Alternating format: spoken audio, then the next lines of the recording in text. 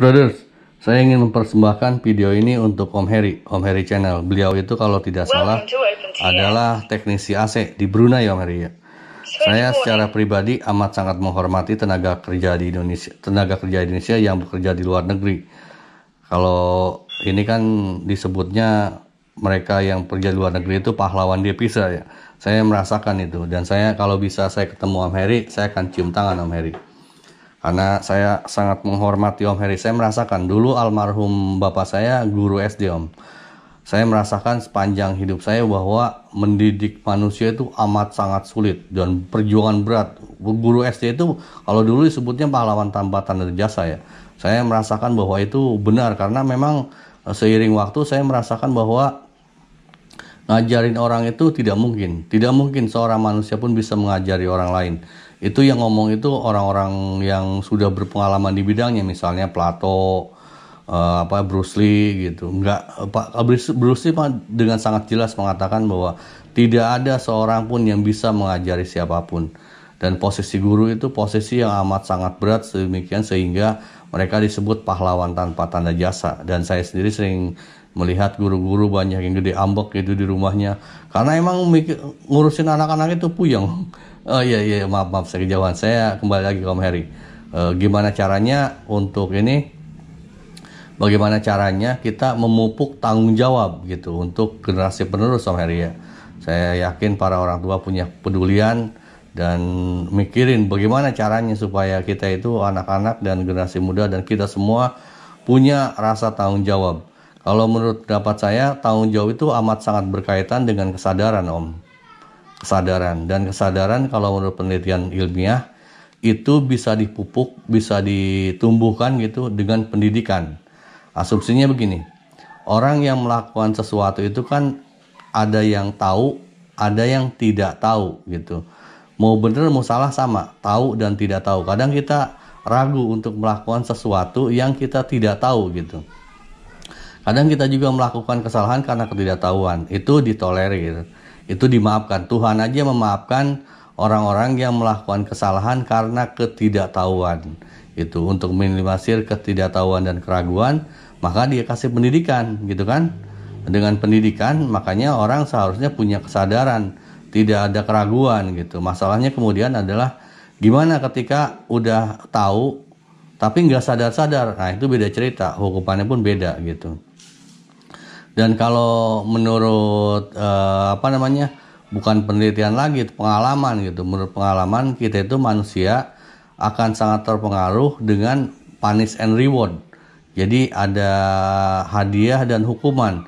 Hadiah untuk kelakuan yang baik dan hukuman untuk yang kesalahan gitu. Saya ingat cerita tentang bagaimana untuk menyelesaikan masalah hutang. Kita itu kan manusia senangnya utang gitu, tapi utang seneng bayar susah gitu. Itu saya ingat di mana di India kalau nggak salah, sekitar India, di sekitar sana lah, di benua sana lah, gitu, bukan di kita gitu. Ada penelitian dan itu jadi disertasi doktor, disertasi S3. Jadi katanya begini, untuk membuat orang, jadi ceritanya gini, ada sebuah pasar. Di pasar itu orang-orangnya itu nggak punya modal karena memang perekonomiannya kurang bagus gitu. Ya udah dikasih pinjaman aja gitu. Cuman masalahnya kan orang kalau dikasih minjem susah bayar gitu. Kalau dikasih perjanjian ya janji kemana, tanggung jawabnya kemana gitu, susah gitu kan. Gitu dengan penelitian itu dan diaplikasikan, orang tunduk. Caranya gimana? Kalau nggak bayar utang dipotong tangannya gitu. Itu tuh punish reward yang sangat efektif gitu. Makanya saya senang kalau yang ngelanturnya ke ajaran Islam aja. Saya suka sekali dengan ajaran Islam itu kan tidak mengenal konsep penjara. Tidak ada penjara di konsep Islam. Di konsep Islam itu orang kalau nyuri itu dipotong jari. Kalau nyuri lagi dipotong tangannya. Mau nyuri juga potong lehernya gitu. Kenapa? Karena memang Islam sangat menyadari bahwa manusia itu punya kebutuhan biologis. Kalau di penjara mungkin makanan dikasih, tapi kebutuhan biologisnya dia sama istrinya, sama suaminya tidak terpenuhi, dia akan tersiksa gitu. Tersiksa mana di penjara 10 tahun dengan misalnya dipotong jari tangan satu. lebih tersiksa di penjara, karena bukan hanya ini, bukan hanya kebutuhan itu, kebutuhan batin juga kalau di penjara tidak terpenuhi gitu loh. Selain itu juga mungkin ngurusin orang tuh kan sebenarnya manusia tuh gudangnya salah ya, kalau di konsep ajaran Islam itu manusia tuh gudangnya salah. Kalau semua orang salah di penjara, wah penuh penjara gitu, udah kalau salah potong aja tangannya, ribet amat gitu. Itu lebih simpel kalau menurut saya, logis. Ya mungkin saya ngelantur ya. Kembali lagi ke masalah tanggung jawab, gimana kita memupuk tanggung jawab sebagai keluarga. Saya sampaikan di video-video bahwa yang jadi basic untuk kita melakukan aktivitas hidup itu kan di rumah. Dasar bahagia atau tidaknya sebuah negara itu di rumah. Bagaimana caranya kita di rumah bisa memupuk tanggung jawab gitu untuk diri kita, anak-anak kita, keluarga kita, bagaimana? Itu kalau menurut saya sih gampangnya adalah dengan kira-kira yang perbuatan yang baik, perbuatan siapapun yang baik itu di reward, yang kira-kira nggak baik itu dipanis gitu. Itu dengan hukuman gitu. Itu efektif, sangat paling efektif menurut saya begitu. Karena saya merasakan dulu tetangga saya, Anda kan nggak tahu tetangga saya namanya siapa, jadi kita bukan gosip ya.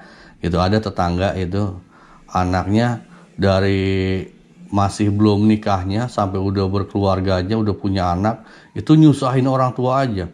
Itu awal-awalnya cuma tanah punya ibunya yang dijual. Lama-lama sampai rumah ibunya pun dijual gitu, ibunya dipindahin ke rumah yang lebih jelek, uangnya buat dia. Masya Allah, kata saya, ini orang gimana sih ininya ya, tanggung jawabnya, kesadaran diri, logikanya di mana gitu. Tapi waktu itu saya masih SMA, cuman ngelihat aja gitu. Cuman saya menyaksikan dan pelajaran buat saya bahwa kesadaran dan tanggung jawab itu kembali ke diri kita. Bagaimanapun kita ngajarin orang lain, gak mungkin. Makanya ya kembali lagi ya, kalau kata Einstein, kata Plato, itu orang-orang hebat, guru-guru besar. Kata Bruce Lee, manusia itu nggak bisa kok ngajarin siapapun. Manusia akan belajar dari pengalamannya sendiri dan kembalinya ke hati dan otaknya sendiri-sendiri. Kira-kira dia emang punya kesadaran atau tidak gitu. Itu kita hanya bisa berusaha gitu, tapi kembalinya ke dirinya sendiri gitu. Dia punya tanggung jawab dan kesadaran atau tidak gitu. Saya ya cerita tentang saya gitu, Ameria. Saya 5 tahun di asrama. Saya melihat oknum yang nggak punya tanggung jawab. Ketika dia ada punish and reward, ya dia takut. Dia mungkin kan kalau kita nggak tanggung jawab kan dihukum gitu.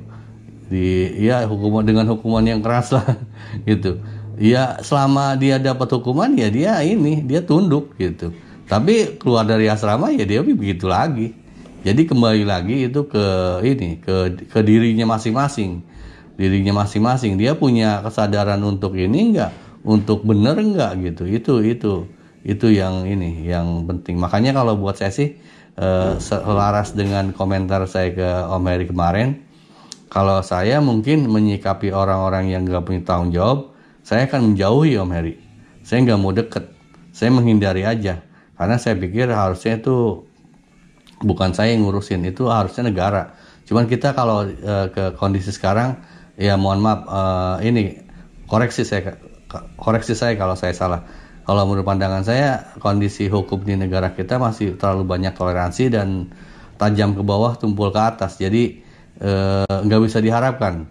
Yang bisa kita lakukan adalah kita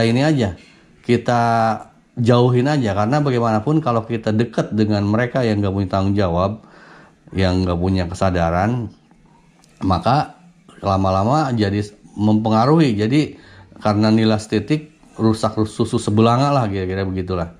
Kira-kira begitu yang saya sampaikan. Jadi intinya untuk memupuk tanggung jawab dan kesadaran itu pendidikan, karena diasumsikan ada orang yang melakukan kesalahan karena ketidaktahuan. Tapi kalau udah tahu tapi masih begitu juga, ya udah karakter itu. Kalau kata Imam Ahmad juga, orang kalau udah lebih dari 40 tahun dan gak nyadar-nyadar, udah biarin aja lah sampai modarnya juga dia begitu gitu. Kira-kira begitu apa yang bisa saya sampaikan. Mohon maaf kalau ada kesalahan dari saya dan kira-kira ada manfaatnya. Terima kasih, silakan diaplikasikan.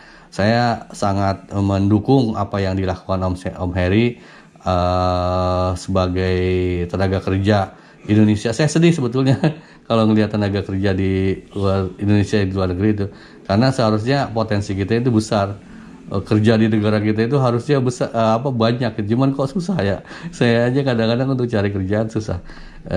Kita saling mendukung aja dan saling sharing bagaimana caranya kita menuju kehidupan yang lebih baik gitu. Kira-kira demikian yang bisa saya sampaikan. Terima kasih dan awesome. Saya mau tabrakin untuk endingnya. Sini aja tabrakin. Dua. Terima kasih. Awesome.